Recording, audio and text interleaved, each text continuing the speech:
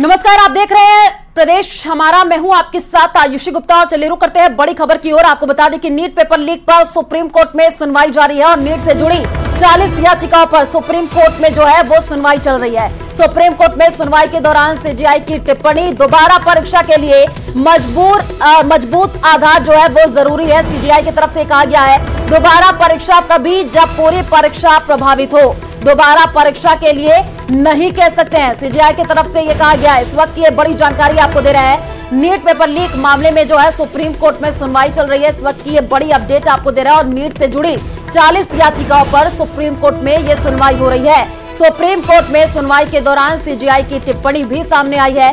दोबारा परीक्षा के लिए मजबूत आधार होना जरूरी है। दोबारा परीक्षा तभी जब पूरी परीक्षा प्रभावित हो, दोबारा परीक्षा के लिए अभी कह नहीं सकते। ये सीजीआई की तरफ से कहा गया है। इस वक्त की ये बड़ी जानकारी आपको दे रहे हैं और आज बड़ा फैसला भी आ सकता है, ये भी कहा जा रहा है। और इस वक्त की ये जानकारी और थोड़ी ही देर का इंतजार है जब कहा जा रहा है कि कोई बड़ा फैसला जो है वो आ सकता है। तो नीट पेपर लीक में से जुड़ी इस वक्त की आपको बड़ी अपडेट दे रहे हैं। दोबारा परीक्षा के लिए नहीं कह सकते हैं, ये सीजीआई की तरफ से कहा गया है। तो लगातार देखिए नीट पेपर लीक मामले से जुड़ी कई अपडेट भी सामने आ रही हैं, क्योंकि इस पूरे मामले में जगह जगह पर आक्रोश भी देखने को मिला। कई ऐसे छात्र जिन्होंने ये कहा कि दोबारा परीक्षा होनी चाहिए, कई का ऐसा कहना है कि दोबारा परीक्षा नहीं होनी चाहिए और उसी को लेकर के आज जो है वो सुनवाई चल रही है। इस वक्त की ये बड़ी अपडेट आपको दे रहा है। दोबारा परीक्षा तभी जब पूरी परीक्षा प्रभावित हो, सीजीआई की तरफ से ये कहा गया है। सुप्रीम कोर्ट में सुनवाई के दौरान सीजीआई की ये बड़ी टिप्पणी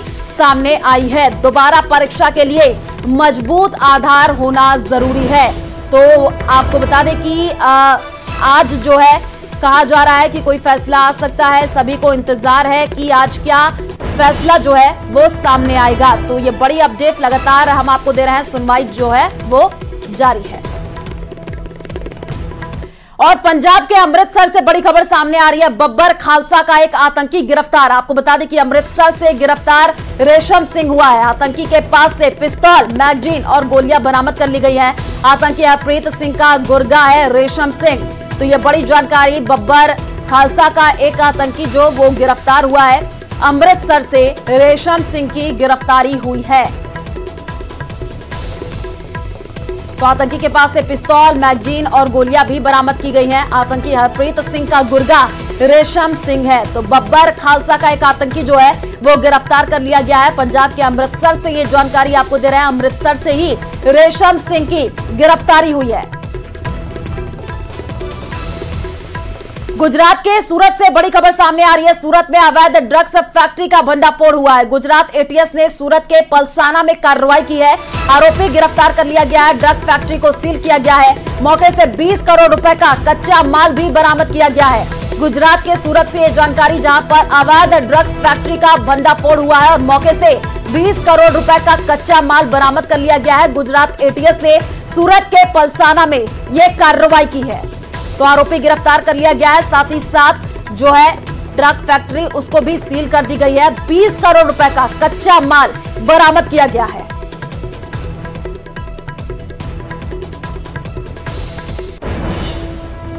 और छत्तीसगढ़ के बीजापुर जिले से बड़ी खबर सामने आ रही है। यहां नक्सलियों द्वारा एक बड़ा आईईडी ब्लास्ट किया गया है और इस आईईडी ब्लास्ट में सुरक्षा बल के 2 जवान शहीद हो गए हैं, जबकि 4 जवान घायल बताए जा रहे हैं। घायल जवानों को एयरलिफ्ट के जरिए रायपुर लाया जा रहा है। नक्सलियों ने यह आईईडी ब्लास्ट बीजापुर जिले के मनमेरका के जंगलों में किया है और यह बताया जा रहा है कि ऑपरेशन से लौटते समय नक्सलियों ने सुरक्षा बल को निशाना बनाते हुए आईईडी ब्लास्ट किया।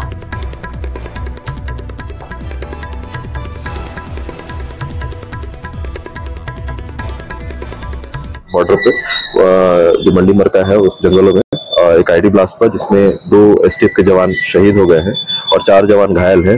जो शहीद जवान है उसमें सत्येव सिंह और भरत साहू दोनों शहीद हैं। एक नारायणपुर के हैं, एक रायपुर के हैं। और बहुत ही दुखद घटना है। और 4 जवान जो घायल हुए हैं उनकी स्थिति अभी ठीक है। उनको बेहतर इलाज के लिए रायपुर अभी रेफर किया जा रहा है। और चलिए रुक करते हैं अगली खबर की ओर। महाराष्ट्र में गढ़चिरौली पुलिस ने एक बड़े अभियान में छत्तीसगढ़ सीमा पर जंगल में मुठभेड़ में कम से कम 12 माओवादियों को मार गिराया है और इस दौरान वहां से भारी मात्रा में हथियार भी बरामद हुआ है। मुठभेड़ में 2 जवानों को भी गोली लगी है, जिन्हें नागपुर शिफ्ट किया गया। तो ये बड़ी जानकारी आपको दे रहा है महाराष्ट्र के गढ़चिरौली से, जहां पर पुलिस को ये बड़ी सफलता हाथ लगी है। पुलिस ने मुठभेड़ में 12 नक्सलियों को मार गिराया है।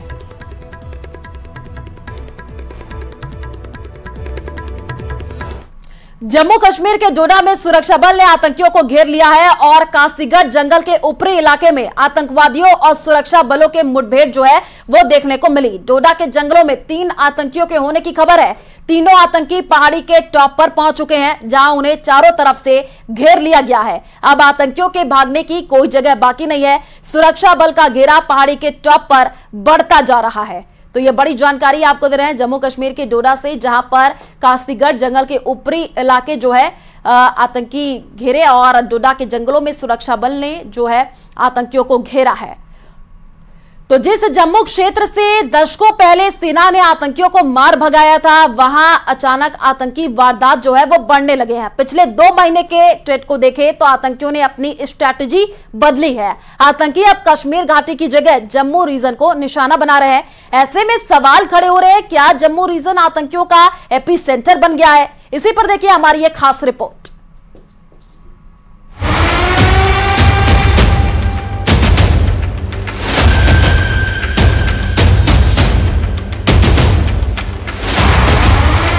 पीठ पीछे हमला, फिर अचानक जंगल में गायब। ये नई साजिश, नई रणनीति आतंकियों की है। इसे ग्योरिल्ला युद्ध कहें या फिर हिट एंड रन। आतंकी हमले को अंजाम देने के बाद घने जंगलों में अदृश्य हो जाते हैं। इस वक्त जम्मू के इलाके में बहुत हलचल है। भारतीय सेना बहुत एक्टिव है। आतंकियों में खौफ है। हर वक्त मुठभेड़ होने का डर है। जम्मू के इलाके में जैश के आतंकी एक्टिव हैं और ये ज्यादातर पाकिस्तानी हैं। जैश का पैटर्न शुरू से ही फिदायीन हमलों का रहा है, यानी जो आतंकी हमले को अंजाम देने आता है वो वापस जाने के मकसद से नहीं आता था, लेकिन अब आतंकी फिदायीन नहीं बल्कि मार के भागने के मकसद से आ रहा है।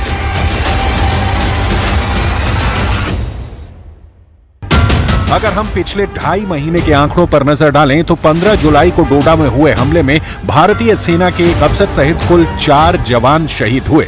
इससे पहले 9 जुलाई को कठुआ में सेना के काफिले पर घात लगाकर हमला किया, जिसमें 5 सैनिकों ने शहादत दी। इसके अलावा 4 मई को भारतीय सेना के ट्रक पर हमला करने के बाद भाग खड़े हुए, जिसमें एक वायु सैनिक शहीद हुए। कुल मिलाकर 2.5 महीने में 13 सुरक्षा बल शहीद हुए। आतंकियों पर अंधाधुंध फायरिंग की। 2 घंटे तक लगातार हुई फायरिंग के दौरान वीडीजी सदस्यों ने ऐसा बदला लिया कि आतंकी अपनी साजिश अभी पूरी ही करते, उसमें कामयाब ही होते, लेकिन बहादुर वीडीजी सदस्यों ने उनका ये प्लान जो है वो विफल किया है। किस तरीके से आप देखिए तस्वीरों में आपको दिखाई दे रहे हैं वीडीजी सदस्य।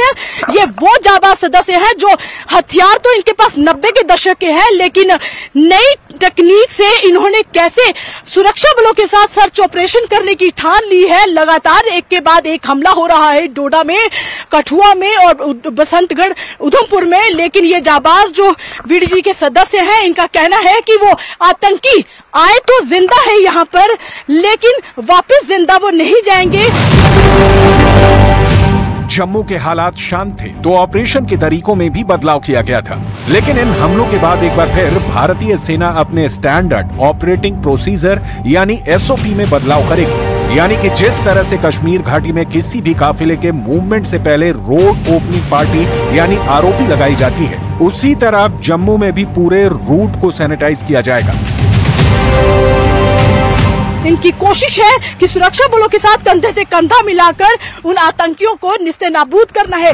किस तरीके से यहाँ पर चूंकि बड़ा मुश्किल होता है ऐसी पहाड़ियों पर सर्च करना, ये आप देखिए आशु तस्वीरों में दिखाने की कोशिश करें। ये जो बड़ी बड़ी चट्टाने हैं, ऐसे हाइड आउट में अक्सर आतंकी छुप जाते हैं। हम इस समय ग्राउंड जीरो भाटा गांव में है, जहां पर आपको बता दें कि इस गांव में कल रात जो है वो आतंकियों और पुलिस और वीडीजी के बीच में एक मुठभेड़ होती है। लगातार 2 घंटे तक फायरिंग चली, लेकिन फायरिंग इन वीडीजी सदस्यों की तरफ से इतनी ताबड़तोड़ थी कि उनका एक प्लान विफल किया।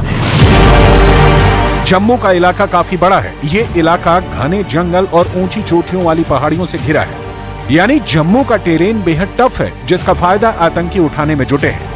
पहाड़ी की हाइट पर बैठे आतंकी छिपकर सेना की मूवमेंट को आसानी से देख लेते हैं और फिर आतंकी घटना को अंजाम देते हैं। पिछले जितने भी आतंकी हमले जम्मू में हुए, उसमें ज्यादातर आतंकी सुरक्षा बलों के हाथ ही नहीं आए। आतंकी छुप कर हमला करते हैं जबकि सैनिक पूरी तरह एक्सपोज होते हैं। लेकिन अब भारतीय सेना ने ठान लिया है कश्मीर की तरह ही जम्मू से भी आतंकियों का संपूर्ण सर्वनाश।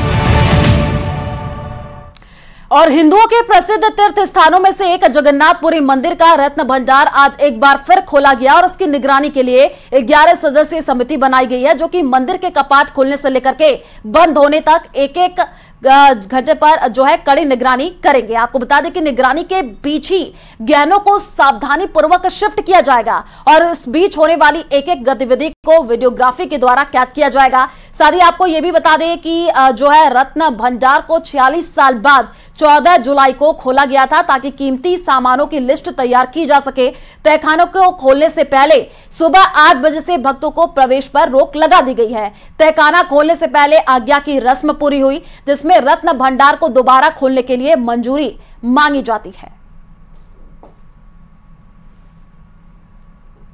यह है कि जो सरकार की तरफ से मार्गदर्शिका जारी की गई है, तो आज का कार्य यही है कि जो भी हमारा भीतर रत्न भंडार में जो भी आभूषण है, जो भी वैल्यूबल्स है, उसको सरकार के द्वारा धार्य किए गए एसओपी के तहत जो अस्थायी रत्न भंडार है उसके अंदर स्थानांतरित किया जाएगा। और उत्तर प्रदेश सरकार कांवड़ यात्रा को लेकर के तैयारियों में जुटी हुई है। प्रदेश के सीएम योगी आदित्यनाथ ने पहले ही कांवड़ यात्रा को लेकर के अधिकारियों के साथ बैठक कर चुके हैं और उन्हें जरूरी दिशा निर्देश भी दिए गए हैं। वहीं मुजफ्फरनगर जिले में पुलिस ने बुधवार को कांवड़ यात्रा मार्ग के संबंध में एक आदेश जारी किया, जिसमें कहा गया कि सभी दुकान मालिक अपने प्रतिष्ठानों के बाहर अपना नाम लिखेंगे। देखिए रिपोर्ट। जुलाई से सावन महीने की शुरुआत होने वाली है। उससे पहले उत्तर प्रदेश के मुजफ्फरनगर में सियासी बवाल खड़ा हो गया है। वहां के एसएसपी ने एक आदेश जारी किया कि कांवड़ यात्रा मार्ग में पड़ने वाले सभी दुकानदारों को अपनी दुकान पर अपना नाम और पहचान लिखना होगा। सबको ये निर्देशित किया गया है कि अपने प्रोप्राइटर के या काम करने वालों के नाम जरूर डिस्प्ले करें। ये इसलिए जरूरी है ताकि किसी प्रकार का कोई कंफ्यूजन किसी भी कांवड़िए के अंदर ना रहे। लेकिन कांवड़ यात्रा से पहले ही मुजफ्फरनगर एसएसपी के इस आदेश पर सियासी घमासान शुरू हो गया। हैदराबाद से सांसद असदुद्दीन ओवैसी ने मुजफ्फरनगर के एसपी के आदेश की तुलना जर्मनी में हिटलर के शासन से कर दी। टीएमसी सांसद महुआ मोइत्रा और कांग्रेस सांसद किशोरीलाल शर्मा ने भी ऐसे आदेश पर सवाल उठाए। वहीं वीएचपी ने इसे अपनी पुरानी मांग बताते हुए आदेश का समर्थन किया। हिंदू नाम रख करके, हिंदू देवी देवताओं और आस्था के केंद्रों का नाम रख करके हमारे जो धर्म स्थल हैं, तीर्थ स्थल हैं या पवित्र यात्राएं हैं, उसके दौरान हमारी पवित्रता को भंग करने का। चलिए रुक करते अगले खबर की ओर। दरअसल कुछ दिनों पहले योगी सरकार में मंत्री कपिल देव अग्रवाल ने दुकानदारों से अपील की थी कि मुस्लिम दुकानदार अपनी दुकान में अपना नाम जरूर लिखे, जिससे कांवड़ यात्रा के दौरान यात्रियों को कोई कंफ्यूजन नहीं रहे।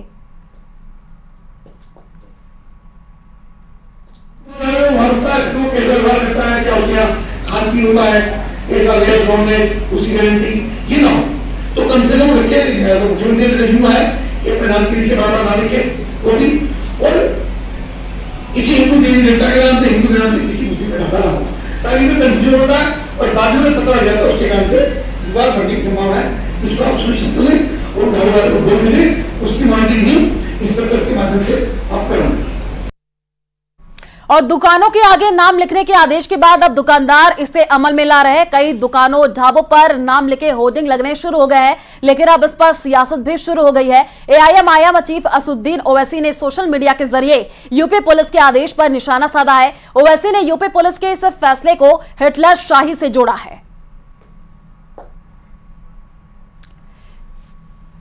तो कांवड़ रूट पर दुकान के नाम पर निशान, और उसी को लेकर के आपको बता दें कि यूपी पुलिस के फैसले को हिटलर शाही से जो है वो जोड़ा गया है। एआईएम सांसद असदुद्दीन ओवैसी का ट्वीट भी सामने आया है।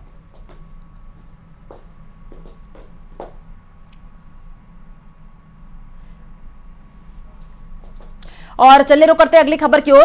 टीएमसी सांसद साकेत गोखले ने मुजफ्फरनगर पुलिस के खिलाफ एनएचआरसी से शिकायत दर्ज कराई है। साकेत गोखले ने मुजफ्फरनगर एसएसपी पर मुसलमानों के साथ भेदभाव करने का आरोप लगाया है। साथ ही कांवड़ यात्रा मार्ग में पड़ने वाली सभी दुकान के मालिकों को अपना नाम और पहचान लिखने के आदेश को गैर कानूनी बताया है। साकेत गोखले ने राष्ट्रीय मानवाधिकार आयोग से आदेश को वापस लेने और मुजफ्फरनगर एसएसपी पर सख्त कार्रवाई की मांग की है।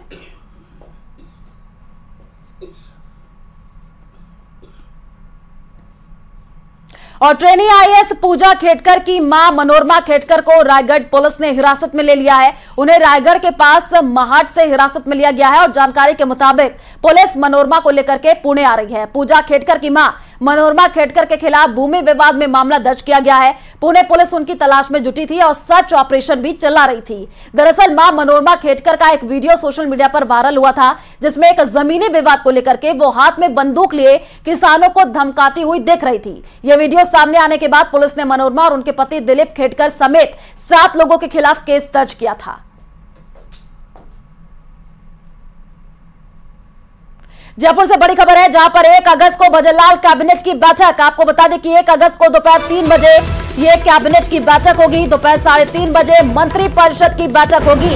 इस वक्त की बड़ी जानकारी जयपुर से, जहां पर 1 अगस्त को भजनलाल कैबिनेट की जो है बैठक होनी है और 1 अगस्त को दोपहर 3 बजे का समय बताया जा रहा है जब कैबिनेट बैठक होगी और दोपहर 3:30 बजे मंत्रिपरिषद की भी बैठक होगी। ये बड़ी अपडेट आपको दे रहा है जयपुर से, जहां पर कहा जा रहा है कि 1 अगस्त को भजनलाल कैबिनेट की बैठक और 1 अगस्त को ही दोपहर 3 बजे का वो समय बताया जा रहा है जब ये कैबिनेट बैठक होगी और दोपहर 3:30 बजे मंत्रिपरिषद की बैठक होगी, जिसमें कई मुद्दों पर चर्चा विमर्श भी किया जाएगा। तो महत्वपूर्ण जानकारी जयपुर से, जहां पर 1 अगस्त को दोपहर 3 बजे कैबिनेट बैठक होगी।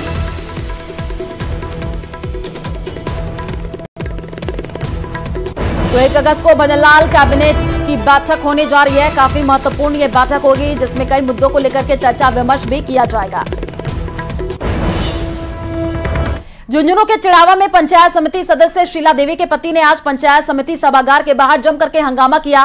पंचायत समिति सभागार में प्रधान इंदिरा डूडी के खिलाफ अविश्वास प्रस्ताव पर चर्चा हो रही थी और इसी दौरान शीला देवी के पति राजेश डारा ने हंगामा किया। सूचना पर मौके पर पहुंची पुलिस राजेश डारा को जो है वहां से बाहर निकाला। तो आप देख पा रहे हैं, तस्वीर भी हम आपको दिखा रहे हैं, जहां पर पंचायत समिति सदस्य शीला देवी के पति ने जम करके हंगामा किया। उसके बाद से राजेश डारा को पुलिस ने बाहर निकाल दिया, जिसकी तस्वीर टीवी स्क्रीन पर है।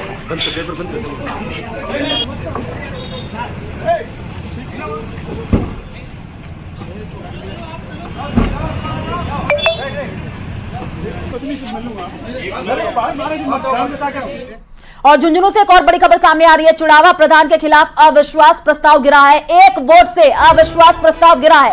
अविश्वास प्रस्ताव के पक्ष में 15 वोट पड़े। इंदिरा डूडी जो है चिड़ावा पंचायत की प्रधान बनी रहेंगी। इस वक्त की ये सबसे बड़ी जानकारी आपको झुंझुनू से दे रहे हैं, जहां पर चिड़ावा प्रधान के खिलाफ अविश्वास प्रस्ताव गिरा है। 1 वोट से अविश्वास प्रस्ताव गिर गया है और अविश्वास प्रस्ताव के पक्ष में 15 वोट पड़े हैं। इंदिरा डूडी जो है वो चिड़ावा पंचायत की प्रधान बनी रहेंगी।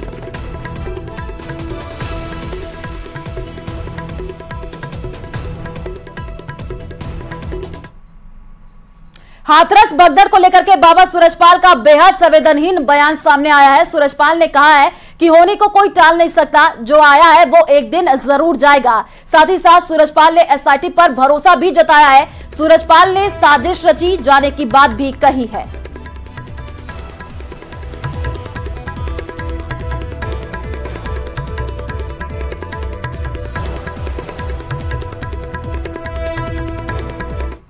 जुलाई की घटना के बाद से बहुत ही अवसाद हैं, अवसाद से ग्रसित हैं, लेकिन होने को कौन टाल सकता है। जो आया है उसे एक दिन तो जाना भी है, भले कोई आगे पीछे हो। हमारे वकील डॉक्टर AP सिंह जी एवं हमें भी जैसा प्रत्यक्षदर्शियों ने विषैला स्प्रे के बारे में बताया, यह पूर्णतया सत्य है कि कोई न कोई साजिश जरूर हुई है। और हाथरस में सूरजपाल उर्फ नारायण सरकार हरि के सत्संग में हुई भगदड़ में श्रद्धालुओं की मौत की घटना के बाद से ही देश के साधु संतों में आक्रोश है। अखिल भारतीय अखाड़ा परिषद भी इस मामले में अब एक्शन में आ गया है। उन्होंने सूरजपाल को ढोंगी बताया है, साथ ही जल्द ही फर्जी ढोंगी और पाखंडी बाबाओं की सूची जारी करने की बात कही है। इसके अलावा 2025 में होने वाले कुंभ मेले में जिन संतों या बाबाओं का किसी संत परंपरा या मठ और अखाड़े से कोई संबंध नहीं है और वो कुंभ मेले में शामिल होते हैं, तो उनके खिलाफ कार्रवाई की मांग की बात कही गई। अब ये तो बाबा साधु भिखारी और जो है भगला कपड़ा पहन के जो है ये अत्याचार दुराचार कर रहे हैं, तो हम लोग अखाड़ा परिषद अखाड़े के सभी संत उस पे सक्रियता है और आगे भी सक्रिय रहेंगे कि यह मेला में ऐसे फर्जी लोग न घुस पावे। गुमराह कर रहे हैं तो हकीकत में चमत्कार है ही नहीं। अगर चमत्कार होता तो पब्लिक की जरूरत ही नहीं पड़ती, ऑटोमेटिक जो है एक हाथ खड़ा करते और पैसा आ जाता। यह सब खेल कहीं न कहीं पैसे के लिए, ऐसे फर्जी लोग कुंभ मेला में जो है घुस के और जो है कोई भी अप्रिय घटना न घटे उसके लिए सक्रियता का पूरा रोल अदा करे। और यूपी में बीजेपी कशमकश के दौर से जूझ रही है। सीएम योगी की बैठक में दोनों डिप्टी सीएम का ना पहुंचना लगातार चर्चा का विषय बना हुआ है। विपक्ष से तूल देने में जुटा हुआ है तो सत्ताधारी पार्टी विरोधियों अपने तरीके से जवाब दे रही है।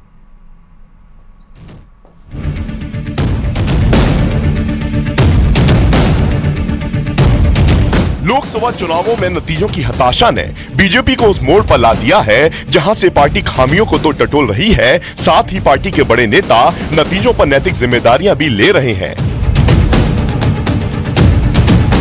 पीएम मोदी और यूपी बीजेपी के अध्यक्ष भूपेंद्र चौधरी के बीच मुलाकात की ये तस्वीरें यही बताती हैं। करीब 1 घंटे चली इस मुलाकात में यूपी के नतीजों पर समीक्षा की गई और उपचुनावों पर चर्चा हुई। पीएम मोदी से मुलाकात के बाद भूपेंद्र चौधरी केंद्रीय गृह मंत्री अमित शाह से भी मिले। यूपी में जारी सियासी हलचल के बीच खबर है कि बीजेपी का उत्तर प्रदेश में नेतृत्व परिवर्तन का कोई प्लान नहीं है। इसका मतलब है कि योगी आदित्यनाथ ही यूपी के मुख्यमंत्री बने रहेंगे। और चलिए रुक करते अगली खबर की ओर। पड़ोसी मुल्क नेपाल में बड़ा राजनीतिक बदलाव हुआ है। प्रचंड की जगह केपी शर्मा ओली एक बार फिर पीएम बने हैं। ओली को चीन समर्थक तो माना ही जाता है, साथ ही उनकी इमेज भारत विरोधी भी है। ओली के बीते कार्यकाल में पिथौरागढ़ के कई इलाकों को लेकर के सीमा विवाद काफी गहराया था और ऐसे में एक बार फिर इस विवाद के बढ़ने की आशंका बन गई है। देखिए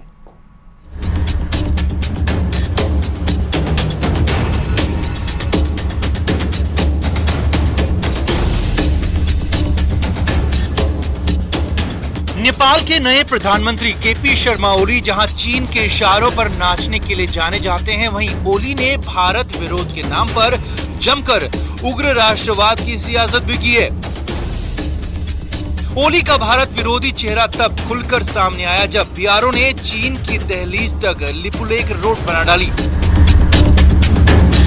साल 2020 में लिपुलेख रोड का उद्घाटन होने के साथ ही नेपाल ने चीन के इशारों पर जमकर पखेड़ा किया था।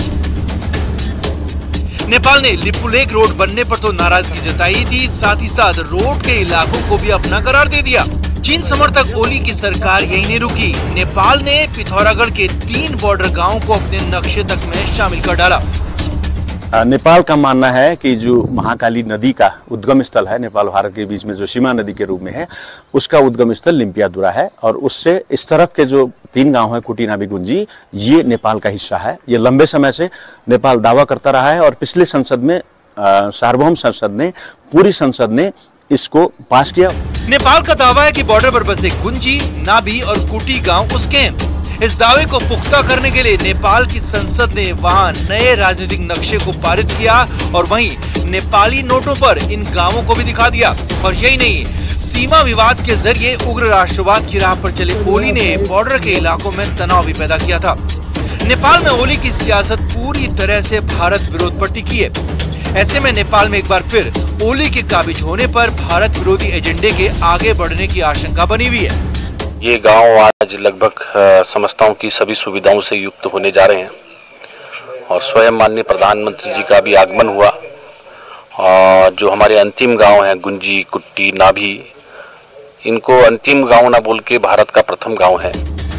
असल में भारत और नेपाल के बीच सीमा विवाद की असल जड़ काली नदी है। भारत जहां काली नदी का उद्गम काला पानी को मानता है तो वहीं नेपाल लिम्पियाधुरा से निकलने वाली नदी को बॉर्डर मानता है। ऐसे में दोनों मुल्कों में बीते कुछ सालों में सीमा विवाद गहराया हुआ है। लेकिन एक हकीकत ये भी है कि ओली का भारत विरोध नेपाल के अंदर उनकी सियासी खुराक भी है और इसी खुराक से जहां केपी ओली को राजनीतिक ताकत मिलती है तो वहीं चीन का दुलार भी मिलता है। और देश के कई हिस्सों में बारिश से हाल बेहाल है। लगातार हो रही बारिश से नदियां उफान पर हैं और इसी के साथ ही लोगों की मुश्किलें भी अब बढ़ती जा रही है। देश के कुछ शहरों से आ रही जो तस्वीरें हैं वो डराने वाली हैं। आपके सामने 5 तस्वीरें हैं। पहली तस्वीर मध्य प्रदेश के हरदा से है, जहां उफनती नदी को पार करने की कोशिश में एक युवक मोटरसाइकिल के साथ सैलाब में फंस गया, जिसके बाद वहां मौजूद लोगों ने काफी कोशिशें की और इसके बाद से युवक और मोटरसाइकिल को बाहर निकाला गया। वहीं सहारनपुर में शाकंभरी देवी मंदिर से दर्शन करके लौट रहे श्रद्धालु भी बाढ़ के चपेट में आ गए। हालांकि वहां मौजूद पुलिस ने श्रद्धालुओं की मदद की और उन्हें वहां से सुरक्षित निकाल लिया।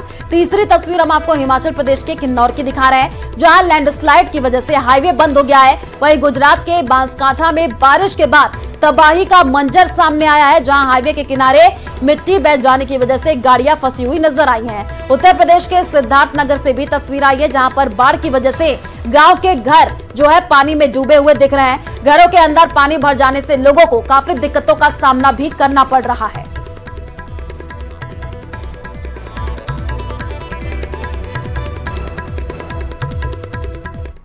और चलिए फिलहाल इस बुलेटिन में इतना ही। आगे आपको दिखाएंगे महारो राजस्थान। नमस्कार।